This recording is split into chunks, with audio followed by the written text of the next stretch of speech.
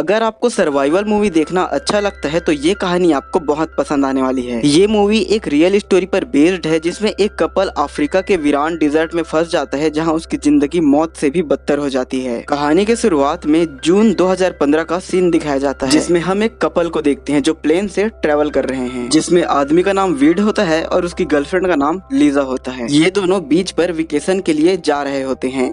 Plane में weed अपनी girlfriend Lisa को शादी के लिए प्रपोज करता है, लेकिन लीजा उसे मना कर देती है क्योंकि वो अभी शादी को लेकर प्रिपेयर नहीं होती, जिससे वीड बहुत ज्यादा नाराज हो जाता है। जिसके बाद हम देखते हैं कि वीड एक कार को रेंट पर लेता है और अपने वेकेशन को आगे जारी रखता है। वीड ने सब कुछ पहले से प्लानिंग कर रखा होता है कि वो कहाँ जाएंगे, इसीलिए वो मैप में जीपीएस रूट को फिक्स करता है और एक बीच में जाकर रुक जाता है। अब लीजा तो हमें यहाँ बहुत खुश दिखाई देती है, लेकिन वीड उस बात को लेकर अभी भी नाराज रहता है। लीजा वीड को समझाते हुए कहती है कि शादी की बात हम बाद में करेंगे, लेकिन ये जो सुनहरा मौका हमारे पास है उसे एंजॉय करो, ये लौट कर दोबारा कभी नहीं आएगा। और वीड भी इस बात को समझ जाता है और दोनों साथ में स्विमिंग करने लगते हैं, दोनों साथ में बहुत मस्ती करने लगते हैं। लेकिन तभी एक जेलीफिश वीड के पैरों पर काट देती है जिससे उसके पैरों पर जख्म हो जाती है। अब इन्हें ये जख्म को सीरियसली लेना चाहिए था और डॉक्टर को दिखाना चाहिए था, लेकिन ये दोनों ऐसा नहीं करते, वो दोनों इसे इग्नोर कर देते हैं। अब ये दोनों इस रात को कार पर ही बिताते हैं जहाँ लीजा वीड से बात करती है कि उसे एक डेजर्ट पर जाना है और वो उस डेजर्ट के बारे में वीड को और भी बहुत कुछ बताती है, लेकिन वीड पहले से सब कुछ प्लानिंग कर रखा था कि उसे कहाँ जाना है, इसलिए वो उसे मना कर देता है। लेकिन लीजा वीड को बार बार उस डेजर्ट में जाने के लिए कन्विंस करने लगती है और कहती है कि जब हम अफ्रीका आ ही गए हैं तो इस जगह पे भी घूम आते हैं। जिसके बाद वीड को ना चाहते हुए भी लीजा का मन रखने के लिए वहाँ जाना पड़ता है। अब वीड उस डेजर्ट का लोकेशन अपने मैप में डालता है और ये सफर पूरे 32 घंटे का होने वाला था। लेकिन वीड सब कुछ पहले से प्लानिंग कर रखा था कि वो कोई भी शॉर्टकट नहीं लेगा और उसी रास्ते में जाएगा जो वो उसे मैप दिखा रहा है। अब जैसे जैसे ये दोनों डेजर्ट की ओर बढ़ने लगते हैं तो इनके मोबाइल से सिग्नल भी पूरी तरीके से गायब हो जाता है। हालांकि वीड को इसका अंदाजा पहले से था, इसलिए वो लीजा को पहले से बता दिया था कि वो जब भी कॉल करेंगे तो वो गांव में पड़ने वाले टेलीफोन बूथ का इस्तेमाल करेंगे। अब एक रात ये लोग इस होटल में बिताते हैं और सुबह होते ही अपने सफर की ओर ये लोग फिर से दोबारा निकल जाते हैं। अब ये दोनों पूरी तरीके से जीपीएस मैप पर ही निर्भर थे, इसलिए ये दोनों उसी के सहारे चले जा रहे थे। और जैसे ही ये दोनों अपने मंजिल के करीब पहुंचने वाले थे तो जीपीएस मैप अपने आप को रीरूट कर लेता है और एक दूसरा रास्ता दिखाने लगता है जो कि एक्चुअल में एक शॉर्टकट होता है। अब वीड का ध्यान इस पर नहीं होता क्योंकि वो पूरी तरीके से सड़क पे फोकस कर रहा था और लीजा भी कहीं न कहीं सो गई होती है। जिसके बाद ये मैप के द्वारा रीरूट किए गए रास्ते में आगे बढ़ते ही जाते हैं। अब काफी आगे आ जाने के बाद जीपीएस उसे यू टर्न लेने के लिए कहता है, जहाँ वीड को समझ आ जाता है कि वो लोग किसी शॉर्टकट पर आ गए हैं, लेकिन वीड को ये सही नहीं लगता यू टर्न लेना, इसलिए वो डिसाइड करता है कि वो अब आगे ही चला जाएगा। अब वो उस रास्ते में आगे बढ़ता ही रहता है, लेकिन जीपीएस मैप उसे बार बार यू टर्न लेने के लिए कहता है, जिससे उसका दिमाग खराब हो जाता है और वो कार से बाहर निकल जाता है। वो अपने आसपास चारों तरफ देखता है लेकिन उसे कोई भी नहीं दिखाई देता, बस चारों तरफ डेजर्ट ही होते हैं। अब वीड डिसाइड करता है कि वो आगे नहीं जाएगा क्योंकि उनके गाड़ी में बहुत कम फ्यूल बचा हुआ होता है। इसलिए वीड और लीजा डिसाइड करती हैं कि वो किसी ऊंचे जगह पर जाके देखेंगे कि आइट साइड कोई टाउन या कोई रास्ता तो नहीं है। और ऐसे चलते चलते बहुत रात भी हो जाती है और चारों तरफ उसे डेजर्ट के अलावा कुछ भी नहीं दिखता और अब ये लोग अपने कार से भी भटक गए हैं। वो अपने कार को ढूंढने की बहुत कोशिश करते हैं लेकिन अपने कार तक नहीं पहुंच पाते क्योंकि ये लोग दिशा भटक गए होते हैं। जिसके बाद हमें दिखाया जाता है कि वीड के पैरों में दर्द होना स्टार्ट हो जाता है जहां पर उसे जेलीफिश ने काटा था। जिसके बाद दर्द के मारे वो वहीं पर बैठ जाता है और लीजा उसे पानी पिलाने लगती है। अब इन्हें कहीं न कहीं रियलाइज होता है कि इनके पास पानी बिल्कुल भी नहीं बचा है और साथ ही ये बिल्कुल भी खाना नहीं लाए होते क्योंकि उन्हें बिल्कुल भी अंदाजा नहीं था कि उनके साथ ये सब होगा। उसके बाद रात और घनी होने लगती है और रेगिस्तान में दिन में जितनी गर्मी लगती है रात में उससे कहीं ज्यादा ठंड लगती है और ये दोनों ठंड से कांपने लगते हैं क्योंकि इनके पास कोई भी गर्म कपड़ा नहीं होता। साथ ही साथ उन्हें जंगली जानवरों का भी खतरा था, लेकिन इन दोनों के पास और कोई रास्ता नहीं था, इसलिए ये दोनों डिसाइड करते हैं कि वो दोनों आज की रात यहीं पर बिताएंगे। अब जब सुबह वीड की नींद खुलती है तो वो अपनी पैर की हालत देखकर दंग रह जाता है क्योंकि उनकी पैर की हालत पहले से बहुत ज्यादा बुरी थी, वह ठीक से चल भी नहीं पा रहा होता। लेकिन कैसे न कैसे हिम्मत करके वो दोनों सूरज की दिशा में आगे बढ़ने लगते हैं और चलते चलते एक रात पूरी बीत जाती है। उन्होंने आज खाना खाया है और न ही पानी की एक बूंद पिया है और उन्हें फिर से एक बार ये ठंड से ठुठरती रात गुजारनी है जहाँ जंगली जानवरों के साथ साथ सांप, बिच्छू और कीड़े मकोड़े का भी डर था। लेकिन आज की रात इन दोनों के लिए इतना आसान नहीं होता। जब ये दोनों सो रहे होते हैं तभी लीजा के कपड़ों में जाकर एक बिच्छू घुस जाती है और जब सुबह होता है तो वीड लीजा को उठाने की बहुत कोशिश करता है लेकिन लीजा नहीं उठती। लीजा कोई भी मूवमेंट नहीं करती क्योंकि उसे बिच्छू ने काट दिया था और इसी कारण उसके हाथ का और चेहरे का रंग भी हल्का हल्का नीला हो गया था। और लीजा की ये हालत देखकर वीड को बिल्कुल भी अच्छा नहीं लगता, क्योंकि वो कहीं ना कहीं उससे बहुत ज्यादा प्यार करता है। अब वीड की हालत तो खुद चलने की नहीं होती, उसके बावजूद भी वो लीजा को अपने ऊपर उठाता है और आगे बढ़ना स्टार्ट कर देता है, जिसके बाद वो थक हार कर एक जगह गिर जाता है और दोनों बेहोश हो जाते हैं। और कुछ देर बाद एक जोरों की आवाज से वीड जग जाता है। वो आवाज होती है एक एरोप्लेन की, जो इनके ऊपर से जा रहा होता है। वीड उसे बहुत चिल्लाने की कोशिश करता है, लेकिन वो यहाँ से निकल जाता है। जिसके बाद वीड वहाँ पर पत्थरों की मदद से SOS बनाता है, ताकि अगर आगे से कोई भी प्लेन यहाँ से गुजरे तो वो उसे देखकर यहाँ हेल्प करने के लिए आ सके। अब वीड ने बहुत दिनों से पानी नहीं पिया था, इसलिए वो डिसाइड करता है कि अगर उसे आगे सरवाइव करना होगा तो उसे अपना ही यूरिन पीकर रहना होगा। लेकिन अब दिक्कत ये थी कि उनके पास ऐसा कोई भी सामान नहीं था जिससे वो अपना यूरिन कलेक्ट कर सके। इसलिए वो स्टिक से लाइन बनाते हुए अपने कार की ओर जाता है, ताकि वो वापस आने का रास्ता ना भूले।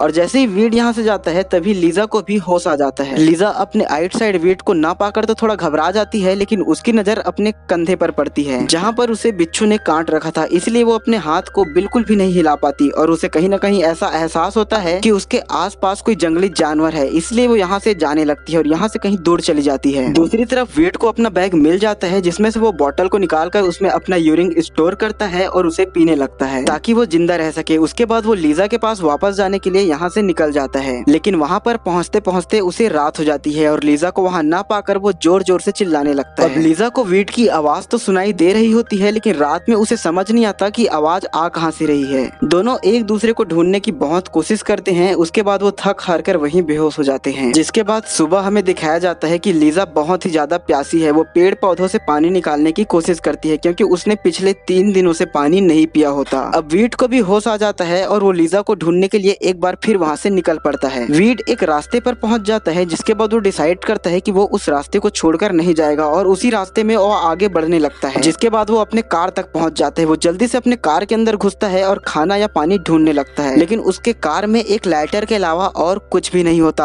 अब वो अपने कार को चालू करने की भी कोशिश करता है, लेकिन उसकी कार चालू नहीं होती, क्योंकि जिस टाइम ये दोनों जब कार को छोड़कर निकले होते हैं तो ये लोग हेडलाइट को ऑन रखे होते हैं, जिससे कार की पूरी बैटरी खत्म हो जाती है और ये कार चालू नहीं होती। जिसके बाद वो एक और मुश्किल डिसीजन लेता है। वो कार का बोनट खोलता है और वाइपर फ्लूइड को पीने लगता है, ताकि उससे कुछ यूरिन बन जाए और वो उसे लीजा के लिए बचाकर रख सके। अब वीड को बहुत अच्छे से पता था कि ये फ्लूइड उसके बॉडी के लिए बहुत ज्यादा खतरनाक है, लेकिन वो लीजा से प्यार भी बहुत ज्यादा करता था, इसलिए उसे ये सेक्रीफाइस करना पड़ा। और ऐसा करने के बाद वो फिर से एक बार लीजा को ढूंढने के लिए निकल जाता है। अब रात भी बहुत हो जाती है, जहाँ हमें लीजा को दिखाया जाता है कि वो भी थक हार कर एक जगह बैठ गई होती है, लेकिन वो देखती है कि उसके मोबाइल में अभी भी थोड़ा सा बैटरी बाकी होता है। इसलिए वो अपने मोबाइल में वीड के लिए एक मैसेज रिकॉर्ड करती है, जिसमें वो वीड के लिए सॉरी लिखती है। दूसरी तरफ हमें वीड को दिखाया जाता है, इसके पेट में बहुत ज्यादा दर्द हो रहा होता है, इसलिए वीड आग जलाकर एक जगह सो जाता है। वहीं सुबह हमें एक बार फिर लीजा को दिखाया जाता है, जो खाना पीना जुटाने के लिए घूम रही होती है, लेकिन उसे कुछ नहीं मिलता और वो वहाँ पर गिर जाती है। लेकिन एक अच्छी बात ये होती है कि लीजा उस लाइन पर गिरी होती है जिसे वीड ने अपने स्टिक से बनाया था। उसके बाद वो उस लाइन का पीछा करते करते वीड के पास पहुँच जाती है। वो देखती है कि वीड की हालत बहुत खराब है, उसके मुंह से खून निकल रहा होता है, लेकिन अभी भी वीड जिंदा होता है। जिसके बाद वीड लीजा को अपना कलेक्ट किया हुआ यूरिन देता है, जिससे लीजा की जान बच सके और वो गाड़ी तक पहुंच पाए। और ऐसा करते ही वीड अपना दम तोड़ देता है। अब लीना को अपने आप में बहुत पछतावा हो रहा होता है। वो रो रही होती है। वो मनी मन ऐसा सोच रही होती है कि उसने क्यों यहाँ आने की जिद की। उसने अपनी जान तो खतरे में डाला ही डाला, साथ ही वीड की भी जान खतरे में डाली, जिसके कारण उसकी मौत हो गई। और लीजा भी रोते रोते वहीं पर बेहोश होकर गिर जाती है। कुछ देर बाद जब लीजा की नींद खुलती है तो वो देखती है कि वीड उसे पानी पिला रहा होता है, लेकिन दरअसल ये वीड नहीं बल्कि फॉरेस्ट रेंजर होती है, जो वो SOS का निशान देखकर इनके पास आई हुई होती है। जिसके बाद हमें बताया जाता है कि वीड की बॉडी को US भेज दिया गया, जहां उसके पोस्टमार्टम में पता चला कि किडनी फेल होने के कारण वीड की मौत हुई थी, और ये किडनी फेल वही वाइपर फ्लूइड पीने की वजह से ही हुई थी। और इस तरीके से वीड का सेक्रीफाइस कामयाब होता है। वो जैसा चाहता था कि उसकी प्रेमिका बच जाए तो वो बच जाती है।